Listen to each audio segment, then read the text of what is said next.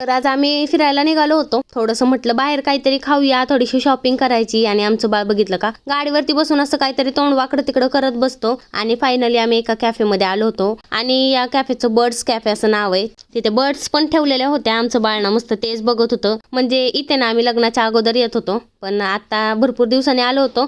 आणि एवढा कॅफे मोठा केलाय ना हा. म्हणजे अगोदर ना आम्ही यायचो ना तेव्हा खूप छोटा होता. म्हणजे खाण्याचे शौकीन आम्ही दोघं पण आहेत, त्याच्यामुळे आम्ही भरपूर असे कॅफे फिरलेलो आहेत. पिझ्झा बर्गर वगैरे असं खात फिरायचो. तर यांना म्हटलं फोटो वगैरे घ्या, कारण फोटो काढण्यासाठी खूप मस्त होता तो कॅफे. पण यांनी घेत होते व्हिडिओ आणि मला वाटलं की फोटोज घेतायत, तर मस्त अशी मी पोज देत होते फोटो काढण्यासाठी, पण यांचा व्हिडिओ चालू होता. आणि मग कंटाळून फोटो वगैरे काढून बसलो आम्ही, कारण अद्विक ना नुसतं इकडून तिकडे यांना पळवत होता. मग यांनी ना त्याला मोबाईल लावून दिला, तेव्हा कुठे तो शांत बसला आणि कॅमेरामध्ये बघून ना स्वतःलाच कपडे वगैरे बघत होता तो त्याचे.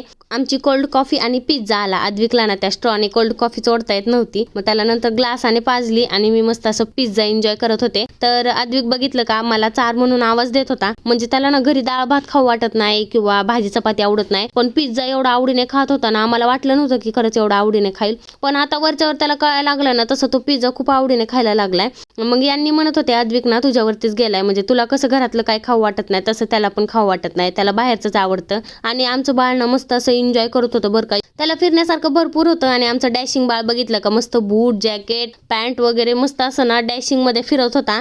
कोण म्हणतं की मुलांना कपडे घालायला नसतात, म्हणजे भरपूर असे स्टायलिंग करण्यासाठी भरपूर मुलांचे पण कपडे असतात. जेव्हा मला अद्विक झाला ना तेव्हा समजायला लागलं. आणि घरी जाता जाता अद्विकचं ना बदाम गाठून घेतलं, कारण त्याला ना खूप दाटत होतं ते गळ्यामध्ये. आणि मार्केट बघितलं का भाजीपाला वगैरे भरपूर होता. पण आत्ताच काय टेन्शन घ्यायचं नाही, आई पप्पा आहेत तोवर आपल्या आपल्या संसारात तर बघायचंच आहे. मग घरी जाताना ना अद्विकला स्वेटर बघायला गेलो होतो, कारण अद्विकला पहिला स्वेटर येत पण नाही. तर फायनली आम्ही घरी आलो होतो आणि आमचा उंदीर मामा बघा किती क्यूट दिसत होता त्या स्वेटरमध्ये. तर असा होता आजचा आमचा दिवस. चला बाय.